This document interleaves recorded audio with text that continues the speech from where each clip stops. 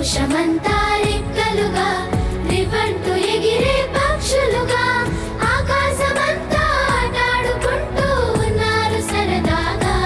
ఒకరేమో సీను ఒకరేమో జున్ను కలిసారే ప్రాణంగా కురిసారే వర్షంగా. పాటేమో సీను ఆటేమో జున్ను ఒకటై ఎదిగారే మధురంగా.